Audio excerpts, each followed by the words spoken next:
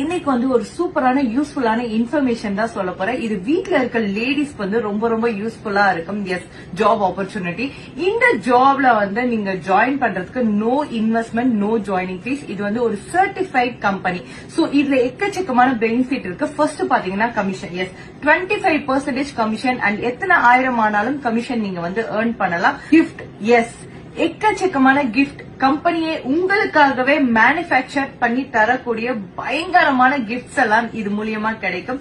அதை விட முக்கியமான விஷயம் ஸ்டேஜ் ரெகக்னிஷன். எஸ், நீங்க பண்ற ஜாப் அங்கீகாரம் பண்ணி உங்க ஒர்க்குக்கு வந்து பாராட்டுற விதமா அவங்க வந்து ஸ்டேஜ் ரெகக்னிஷனும் தராங்க.